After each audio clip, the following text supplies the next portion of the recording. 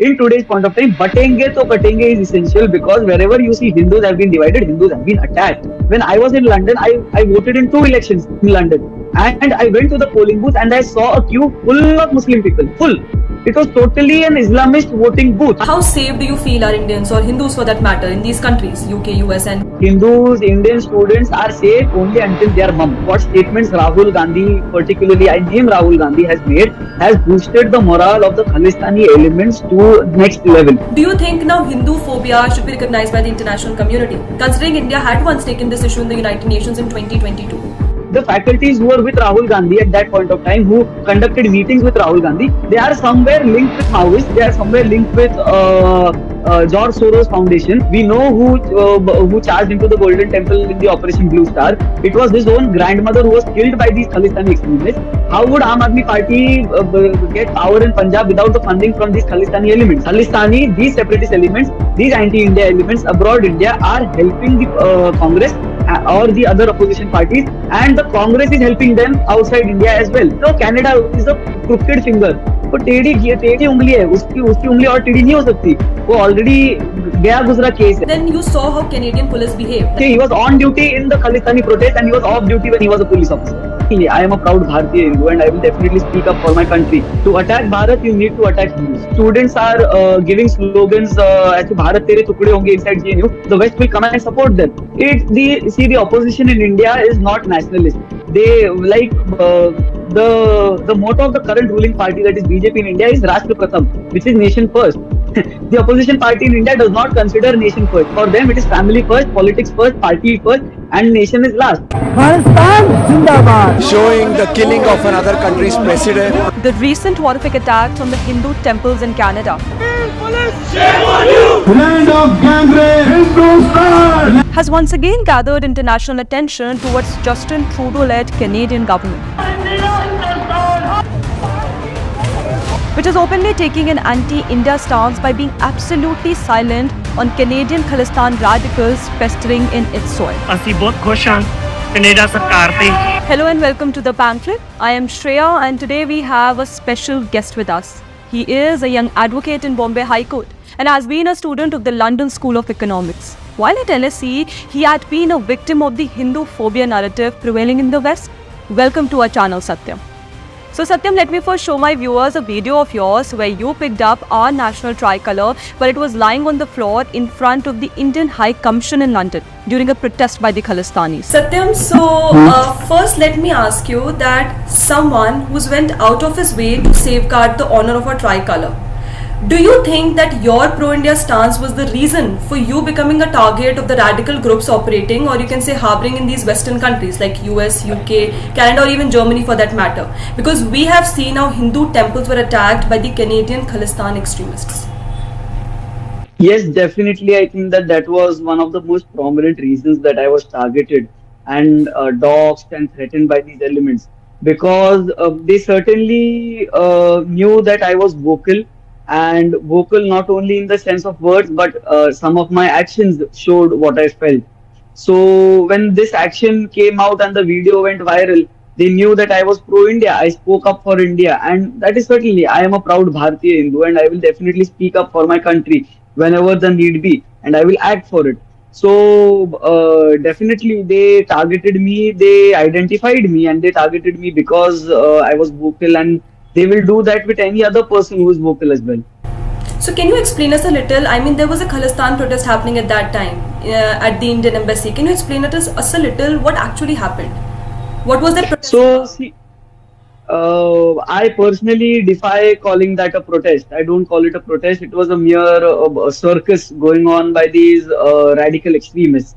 And these people were gathering outside the High Commission of India in London, which is just opposite, like a street across the London School of Economics, which was my college then. So I was just passing by and I saw this group of 200, 300 people gathering and chanting, some very harsh slogans about India and about Narendra Modi, about Hindus, about the Sanatan faith, about Hindu gods, and that persuaded me to stay back and see what was happening. And there came a point after an hour or a couple of hours that these people came to the other side of the street where we were standing, which was near exactly just in front of the High Commission entrance. And they put our tricolor on the floor and they trampled it, they put gaumutra on it and they drenched it with. And in the meanwhile, during the course of this protest, these people were desecrating the Indian flag like nothing. I had never seen such an insult of the Indian flag. They were tearing it. They had tied the flag to their ankles. They had tied the flag to the mud flaps and going around on the streets. And they were stamping it, doing whatever they were throwing footwear on it and everything. So when these people came to the other side of the street outside the High Commission gate and put the tricolor on the floor and drenched it with Gaumutra, I saw an opportunity and I just sneaked in and I picked up the national flag. And definitely at that point of time, these people were aggressive. They tried to they tried to figure out the situation exactly what it was. They did not understand what exactly happened. And at that point of time, I remember that the police lady also told that you should run away from here, otherwise you'll not be safe. So, as we saw in Canada as well, the police were indeed hands in gloves with the Khalistani mob. Even in the UK, these people are quite complacent with the handling of such situation, and they are very much reluctant to take action against these people. So, I was instructed to go away from the spot and to ensure my own safety. So that was how it happened in London. So why do you think that there is so much of hate, particularly for Hindus, that is prevailing against the Indians in these countries like Canada, US, or even UK? And we are seeing what is happening in Canada. Like particularly, they're attacking the Hindu temples. Why particularly they attack Hindus abroad? See, to attack Bharat, to attack India, Bharat, whatever you may name it, India is Bharat. To attack Bharat, you need to attack Hindus. That is the prime solution because you cannot attack Bharat without attacking any other faith.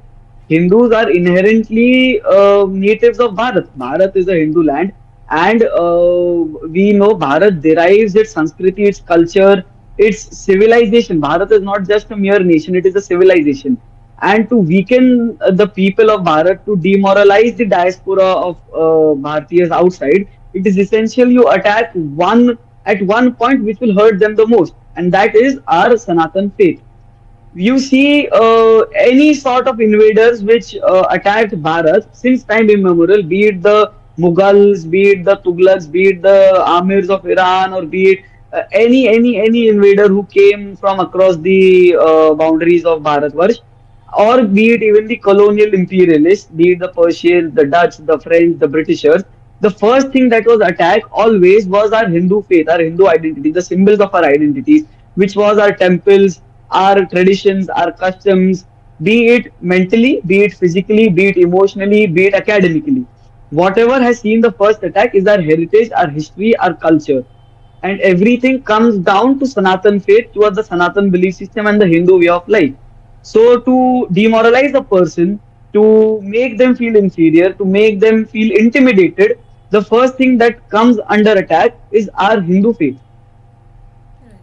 And that is the exact reason why even the so-called extremists, these khalistanis, are taking recourse to attacking Hindu temples abroad and the Hindu diaspora abroad.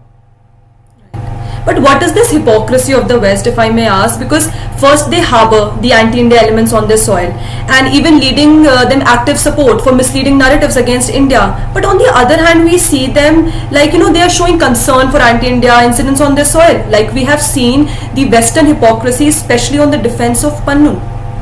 So what is this hypocrisy?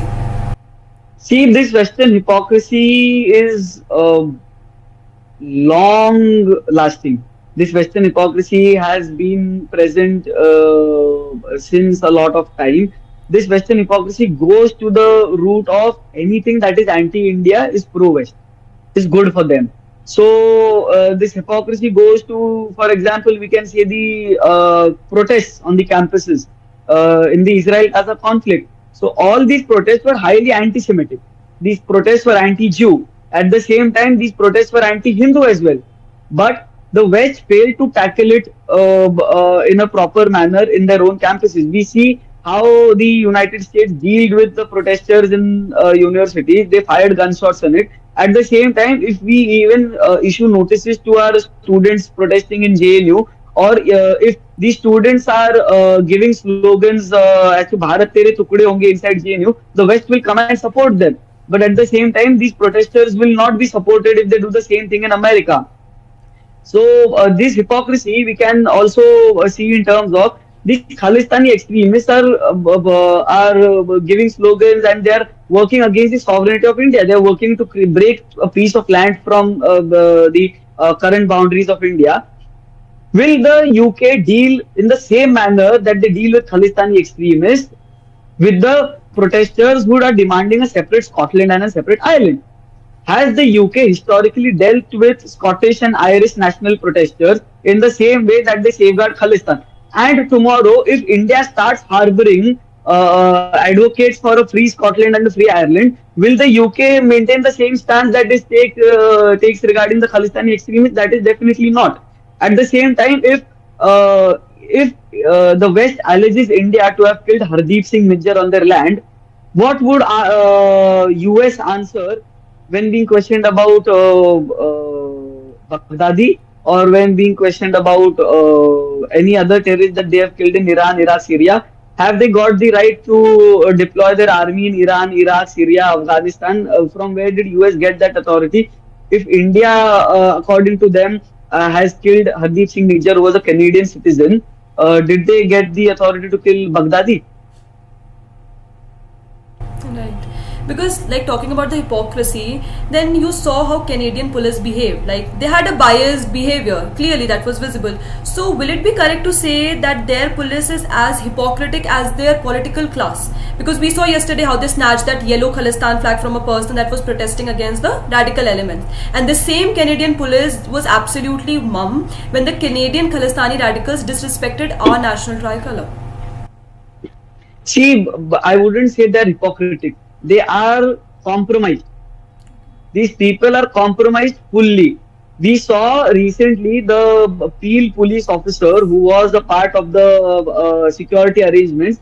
He himself was openly a advocate and a participant in the Khalistani protest. When he was, I would say he was on duty in the Khalistani protest, and he was off duty when he was a police officer. That is his original duty. So these people are totally compromised. The political class in Canada as of today has been totally compromised, and they have subsided themselves to the vote bank politics which the Khalistanis hold. Jagmeet Singh, who was an MP, even Justin Trudeau's father, who was the then Prime Minister of Canada, had the support of these Khalistani elements. Indira Gandhi sent an extradition request to Justin Trudeau's father for Talwant Singh Parmar, who was the prime accused in the IC bombing case, the largest, the scariest aviation bombing in history, the terrorist bombing in history in aviation. So, Justin Trudeau's father was the same person who rejected that extradition request of Parmar. And today we see banners of that Talwant Singh Parmar in just beside the recruitment camps of the Canadian police. And the Khalistani referendum are recruiting the same people in the same vicinity, in the same premises, and having banners of Parmar, of these terrorists. So what can we say? These people are not hypocrites. They are true to their values. Their values are Khalistani. Okay. Okay, now if I come to you only, like, I mean, you faced a hate campaign last year in UK, and there have been several other similar cases reported from UK, Canada and US as well. So do you think that there is any connection between the hate campaigns against Hindus in India, UK, Canada and US, especially with reference to the Khalistan radicals? Yes, definitely. See, these hate campaigns, as I said, is not carried out by one single person. So, if we go back to my interviews or my statement which I issued when I suffered this massive hate campaign, and not only hate campaign, I received death threats. Just last morning, yesterday morning, I received a very a range of death threats from some Monty Fonty named person on my Instagrams. He was an openly Khalistani advocate, and he was commenting on all my posts, and he sent me DMs. So this is the kind of hate. So this is not the act of one person. This is an entire syndicate. That it is a syndicate of the radical left, the Islamists, the globalist left, and the, you may call it the Indian left, you may call it the Indian opposition, which comprises of the anti-India elements and which also comprises of people who are associated with the Indian opposition parties. And with them, a part of the syndicate also is Khalistani elements. The motto that they work on is Dushman ka Dushman dost hota hai. So, Satyam, do you plan to take any action against these people? Like you've been receiving death threats, even till now. See, personally telling, I had written to the Indian Home Ministry when I had suffered a hate campaign. Then I had written to the DG of NIA and the Home Minister and the High Commissioner of India in London regarding an investigation in the same, because there were Indian nationals. From my knowledge, I can identify and give details of Indian nationals who were involved in this hate campaign, and this was not merely a hate campaign against me. The messages that were circulated and whatever happened at that time was against the entire sovereignty of India. I was targeted because I called the Khalistanis as terrorists. The messages that were circulated against me said that Kashmir is not a part of India. India is occupying Kashmir. The government is bombing central India, like to tackle Naxal activities. We are taking recourse to certain law and order measures. That was termed as bombing the natives of central India. So these messages, and not one, but there are 4 or 5 Indian students that I can identify who had circulated these messages. That was the reason I wrote to the ministry, and I wrote to the NIA, that the appropriate agencies, to initiate an investigation, and at least what is within our jurisdiction we can identify and take action upon. So I had done that time, but I have received no response yet regarding that. And regarding threats from foreign elements, I don't give it too much of heed. Okay, now since we are taking an Indian angle to it as well, so Hindus in India have also been facing similar situation. We see our opposition leaders generally instigating communal disharmony, especially statements from our leader of opposition Rahul Gandhi, who goes abroad, makes certain statements, they go viral. So do you think those statements had reaction in Canada this time? Definitely, certainly. What statements Rahul Gandhi, particularly I name Rahul Gandhi, has made, has boosted the morale of the Khalistani elements to next level.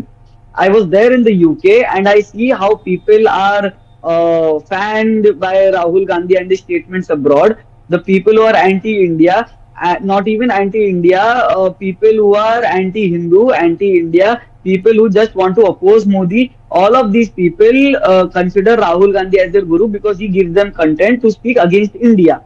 So if you want to speak against Modi, you have to speak against India. That's the rule that they follow. Rahul Gandhi goes to a foreign nation and he comments that Sikhs are not being given the freedom of religion in India. Sikhs are not being allowed to wear turbans in India. Sikhs are not being allowed to go around with kirpans in India. And I challenge him to prove one thing that he said. When the Prime Minister of India himself wears a turban and goes into the Golden Temple, we know who charged into the Golden Temple in the Operation Blue Star. It was his own grandmother who was killed by these Khalistani extremists, and still he doesn't dare to say a word against the Khalistani extremists, even though they were assassinators of her grandmother. We know the reasons why the Congress party is always hands in gloves with the Khalistani extremists. And because, I was reading a book by Kuldeep Nair recently. Kuldeep Nair clearly told that Gyani Zail Singh was the then Congress chief minister. He paid for the first press conference of Dal Khalsa. We know what Dal Khalsa is. Dal Khalsa is that after SFJ, if there's any other global movement for actively propagating anti-India narratives and advocating Khalistan, it is Dal Khalsa. I was targeted and threatened by the leader of Dal Khalsa UK. So the first press conference, the launching of Dal Khalsa was paid by Gyani Zail Singh. He paid 600 rupees for the press conference. It was the Congress party. Rajiv Gandhi used Dal Khalsa and Bhindranwale as a shield against the then emerging Akali Dal for the political motives. So that is how this Khalistani elements came up. And even though they betrayed the Gandhis, they killed Indira Gandhi, they assassinated her in broad daylight in her residence. Rahul Gandhi still doesn't say a word against them. We know Gurucharan Singh, a leader of Dal Khalsa UK, declared terrorist on the list of NIA in India and the CBI. He himself has accepted and confessed of funding Aam Aadmi Party's election campaign in Punjab. There are videos on record. Sting operations have been conducted. So when these Khalistani extremists openly advocate of funding political parties, and in return, these political parties, these political leaders, when Rahul Gandhi, being the leader of opposition, having a constitutional position, goes abroad and gives statements which are not only derogatory but also they are highly risky to the sovereignty and integrity of India. So we definitely understand what the political motives behind that are. But why is this whole ecosystem now mum? Because okay, fine, they have attacked the Hindu temples, the Khalistan, the Canadian Khalistan extremists were involved there. But what we have seen, recent visuals of Indira Gandhi's assassination tableau has been there. There are posters about that, but still the Congress ecosystem is mum. I mean, the whole opposition ecosystem is mum. Why do you think there is so much of silence? The opposition in India is not nationalist. They like the motto of the current ruling party, that is BJP in India, is Rashtra Pratham, which is nation first. The opposition party in India does not consider nation first. For them, it is family first, politics first, party first, and nation is last. So if they start speaking up against these Khalistani extremists, they know that all their secrets would come up again. These Khalistani, they do not trust the Khalistani extremists. The opposition leaders do not trust these Khalistani extremists. If they start speaking up against the Khalistani extremists, these Khalistani extremists will expose all the secrets, all the scandals, and all the support that they have been getting by the Congress party till date. And secondly, their funding. These political parties, like I said, the Gurucharan Singh confessed to funding the party, the campaign of Aam Aadmi Party in Punjab. How would Aam Aadmi Party get power in Punjab without the funding from these Khalistani elements? Do you think that Aam Aadmi Party would have won if the Khalistanis would not have been in picture? They definitely helped cut the BJP's vote in the name of anti-Sikhism. That BJP is anti-Sikh, BJP is anti-Sikh, and because BJP is pro-Hindu, these Khalistanis played this narrative for long, and these Khalistanis spread this narrative in the people. And we see as a result, Amritpal Singh was elected as a member of parliament. Whom did it help? Did election of Amritpal Singh help the ruling party or did it help the opposition party? It certainly helped the opposition parties, not only politically but financially, morally, economically, everything. Khalistani, these separatist elements, these anti-India elements abroad India are helping the Congress or the other opposition parties, and the Congress is helping them outside India as well. So I'll give you a small example. When Rahul Gandhi visited the London School of Economics a year before I went to the LSE, Rahul Gandhi visited the LSE. Rahul Gandhi visited Cambridge as well. So all these people, the faculties who were with Rahul Gandhi at that point of time, who conducted meetings with Rahul Gandhi, they are somewhere linked with Maoists. They are somewhere linked with George Soros Foundation. They are somewhere linked with these all so-called human rights foundations who run anti-India propagandas, be it UK, USA, anywhere. So this academia, the so-called intellectuals in the West, are thriving on the Indian support given by Rahul Gandhi, and the Congress ecosystem, the left ecosystem in India, is thriving by the academic material and content produced by these academicians who are sitting in the West in the so-called premier institutions. Okay, so basically to counter such anti-India statement made by the opposition leaders, do you believe in these phrases like कि बटेंगे तो कटेंगे, and as PM Modi said कि एक हैं तो safe हैं? Definitely, it is the need of the hour. See, this statement is not new. What is batenge to katenge? There is a very old English proverb: "United we stand, divided we fall." So when we say "united we stand, divided we fall," oh, you have a great catch on English, and you are such a good Englishman. So in India, whenever we see small young kids telling this proverb to people, we would have applauded them. But if we say batenge to katenge, why are you being communal? Why? United we stand, divided we fall is a display of your maturity and a display of your hold over English language. But batenge to katenge makes you communal. It is the same thing.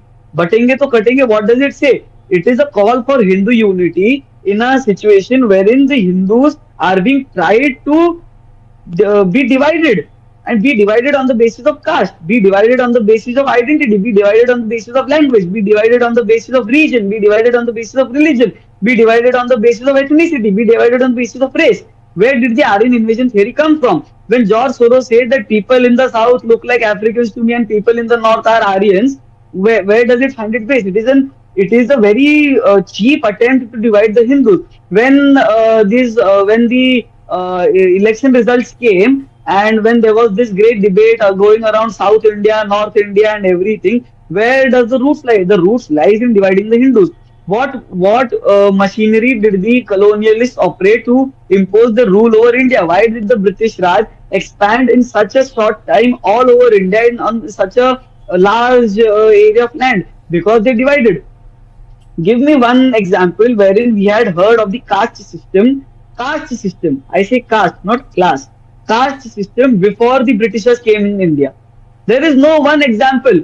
The word jati did not exist. All we had was varna. We had the varna system. It was Brahman, Kshatriya, Shudra, Vaishya, which was a division of the population on the basis of their occupation and on the basis of their skill set, which provided for mobility in between these classes with generations. There was mobility possible. It was not an immobile, rigid system of classification. It was a mobile, flexible system of occupational distinction between the society. The Britishers used it to create this divide and they introduced caste. Scheduled caste, scheduled. Give me one equivalent in Hindi for scheduled caste. Before, no, in Sanskrit. There is no equivalent in Sanskrit for scheduled caste. How come the scheduled caste does not have an equivalent if that phenomenon existed before the Britishers? No, they used the caste system was inherently devised. It was a brainchild of the Britishers to divide the Hindu society in such a way that it could not recover again. And until we come to this stage today, but we see the small minute impact that caste politics has had on Indian politics. So in Maharashtra today, I am from Mumbai. I am active in Maharashtra politics. I am an onlooker. I am an analyzer of Maharashtra politics. You see Maratha Andolan. Why did this happen? What is the Maratha Andolan? Whom did it benefit? Because of this Maratha Andolan in the Marathwada region of Maharashtra, BJP lost its seats. And whom did it benefit? Muslim consolidation happened. But where did Hindu consolidation go? Hindu consolidation never happened. It only happened so Hindus are Indians during 15th August and 26th of January. The rest of the time, Hindus become divided in caste. And this was the politics played by the British. This was a very brutal game played by the British on the Hindu society of India to divide them and rule over them. And this is the same narrative and the same tactic being used by the opposition leaders of today, demanding caste censuses, demanding caste based reservations, demanding caste based politics, demanding religion based reservations for Muslims or other communities, the so called minorities, and dividing the society in such a manner that it cannot become good again. And this is how Hindus are being divided. So, in today's point of time, batenge to katenge is essential because wherever you see Hindus have been divided, Hindus have been attacked. You see Pakistan, you see Bangladesh, you see Afghanistan, you see Tashkent. During the time of Shivaji Maharaj, the slogan was Ahat Tanjavur, Tahat Peshawar, Ekas Rajya, Hindui Swarajya. That means from Tanjavur to Peshawar. We Maharaja Ranjit Singh, who founded the Sikh Empire, had his boundaries until Afghanistan. So where did the Hindus go? From Afghanistan, from Pakistan, from Bangladesh, from Myanmar. Where did the Hindus go? Hindus vanished. How come they vanished? Because Hindus were never united. We fell into the minority and we vanished. We got cut. Hum cut gaye. What was happening in Canada? An attack took place on a Hindu temple by the Khalistani extremists. Had the Hindus reacted in the same way that they reacted yesterday evening, we saw something that was phenomenal unity of the Hindu community in Canada. Phenomenal. Everybody took down to the street. But had this same unity being displayed when the first attacks took place in Canada, say 10 years back, 12 years back, 20 years back, had yesterday's situation arisen? No. There would not have been a time for the Khalistanis to come up with such aggressiveness against the Hindus if Hindus would have shown such unity before. And unity in the sense of political unity. What the benefit do these Khalistanis or these Islamists have over us Hindus is that they've consolidated themselves not only sociologically, not only socially, not only demographically, but also politically. You see, vote bank politics and religion based politics that we say that the West accuses India to have is more prominent in the West. When I was in London, I voted in two elections in London. And I went to the polling booth and I saw a queue full of Muslim people. Full. It was totally an Islamist voting booth. Why? Because they consolidate themselves. That's the power that they have. Unity. United we stand, divided we fall. And so, batenge to katenge is the need of the hour. And as our Prime Minister said, ek hai to safe hai. United we stand. That means ek hai to safe hai. And divided we fall means batenge to katenge. Right. And now, since you were talking about this anti-Indian narrative, especially with respect to the Khalistan radicals that is happening in the foreign lands, do you think there is any alleged support of Pakistan or ISI in it? Definitely. See, tell me one thing. What the official map of Khalistan? What does it include? It includes the area from Lahore to Rajasthan. So why are only Khalistanis targeting India? If it includes Lahore, they should also attack the Pakistani embassies and the mosques and the Islamic places of worship that are there in Canada because they are demanding a part from Pakistan as well. Why aren't they attacking Pakistan in this matter? Clearly, because ISI is supporting them, the CIA is supporting them, the deep state, the US deep state is supporting them, and they are thriving on the support from these. As I said, दुश्मन का दुश्मन दोस्त होता है. Pakistan wants India to lose its sovereignty and to lose some of its power, but they will never succeed. And this is how the Pakistani elements are supporting. When we see marches for Palestine going on around the streets of London and New York, why do we see the Khalistan marches a part of them? Why do we see Azad Kashmir marches a part of them? So, as I said, the consolidated left syndicate, it is not only of the left or the communist or Marxist people. Everybody comes in it. When these left elements take out a march, the marches are full of people who are pro-Gaza, who are anti-Israel, who are anti-Jew, who are anti-Hindu, who are pro-Khalistan, who are pro-Azad Kashmir. These people are who are pro-Marx, pro-communist. These people are any anti-establishment. All these people come together and march on the streets of London. They are one syndicate. They are beads of the same necklace. Right, and like you being a former student yourself, like you studied in a foreign country, how safe do you feel are Indians or Hindus for that matter in these countries, UK, US, and Canada? How safe do you feel are Indians there, especially See, students? I would say Hindus, Indian students are safe only until they are mum. Once we start speaking our hearts out, we are targeted. I am not the first example of Hinduphobia or India phobia or there such kind of targeting in the West. There are multiple other examples before me as well which have taken place, and there are n number of cases which are still not being spoken of. People have not come out of the incidents because merely coming out and accepting that such an incident has happened with them or speaking out against such elements will also target make them targeted more in such universities. You will get more targeted if you start speaking out against these people. So Hindus are safe only until their mom. Once we start speaking Hindus, and by Hindus I mean proud Hindus who are vocal, who are unapologetic, who are proud of their identity, who are proud of their origin, who are proud of their Indian roots, who are proud of their Sanatan roots. When we start speaking for India, not only say a person is not speaking in that matter as a Hindu, but even if he starts speaking as an Indian, if he says that Kashmir is a part of India, Kashmir is an inalienable part of India, and Kashmir is an integral part of India, he will get targeted. This has nothing to do with Hindus or anything. This has only to do with India's sovereignty. If he starts speaking against Khalistan, he will get targeted. If he starts speaking against Pakistani occupation of Kashmir and the human rights violation of that is imposed upon the people of POJK, they will get targeted. So that is how this ecosystem works. You speak anything against them, they will target you. So, but how do you see Indian External Affairs Ministry's role in such matters? See, personally speaking, the Indian External Affairs Ministry needs to do some more visible work in this matter. Merely issuing statements for me would not work. Issuing, see, we know Canada is a crooked finger.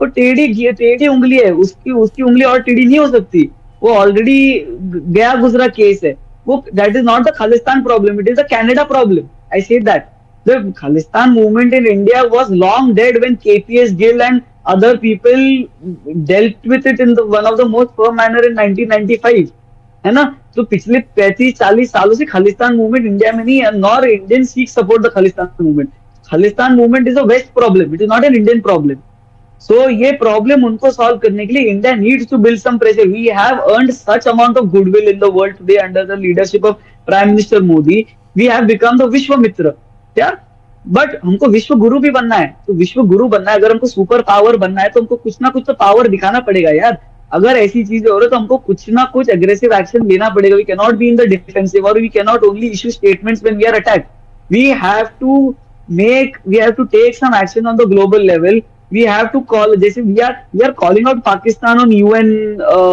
stage on the UN platform why aren't we calling out Canada on the UN platform when we are alleged again by of killing Hardeep Singh Nijjar and we are given no evidence of it? Why aren't we taking recourse to international measures in that? We have to take recourse to some aggressive measures which will give a clear image that India will not only be quiet but will also react.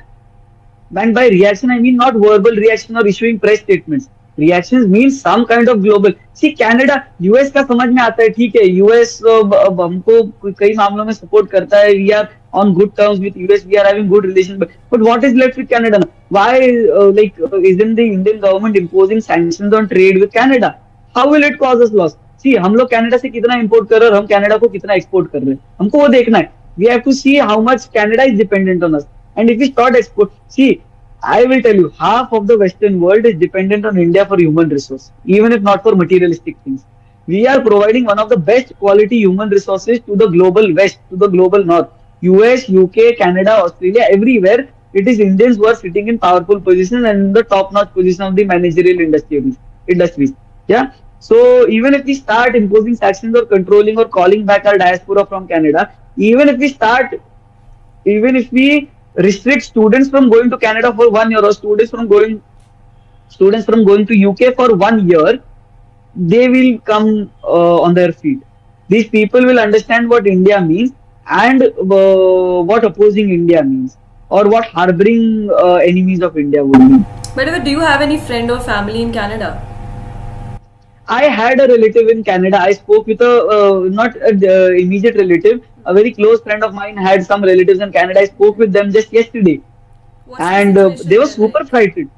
They were super frightened. So this situation has not only hampered Hindus who were present in that temple at that point of time. This situation has created a sense of fear amongst all the Hindus and the Indian diaspora living in Canada that if they step out of their house today, the situation is such that they will be targeted by these Khalistani extremists. People are not willing to go out of their houses for a walk or for buying groceries or doing some daily course because they are afraid that if something happens, either the police may attack them or if they pass by Gurudwara or something, these Khalistan extremists may target them. People in Canada or in UK are very much circumspicious and are very much apprehensive to even wear their kalau, to even wear symbols of Hindu faith or to even wear tikas when they go around because that will identify them as a Hindu and then there are chances of them being called out or being attacked.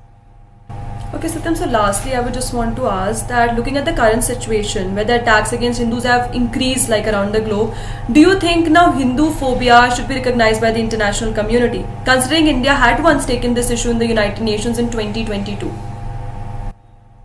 Definitely, yes, it is the need of the hour that Hindu phobia has to be registered as and recognized as a hate crime, a religious hate crime, which is statutorily defined in the books of law. We have Islamophobia defined, we have anti Semitism defined, but why don't we have Hindu phobia that is still being recognized as a type of crime that is much evident? So recently there was a report by some association or federation. I tweeted about it of an American association. It says that after anti-Semitism, if there is any other religious hate crime in the world, it is Hinduphobia, not even Islamophobia. Incidents of Hinduphobia are more than incidents of Islamophobia. The first is anti-Semitism, incidents against Jews. We all know why that happens. The second is Hinduphobia, and next comes Islamophobia. So Hinduphobia is more prominent and more evident than Islamophobia, and we need to recognize. And I know certain people in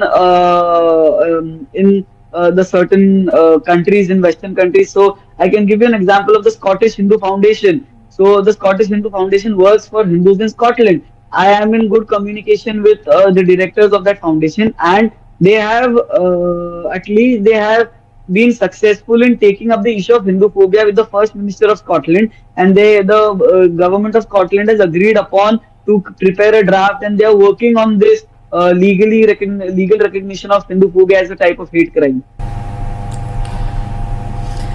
Okay, so it was a lovely conversation with you. I guess we're done with all the questions here.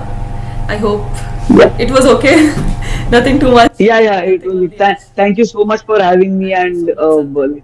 allowing me Thank you for the to conversation. express as well. And looking forward to more such conversations as well. Same here, same here. Thank you so much for your time. Thank you. Thank you.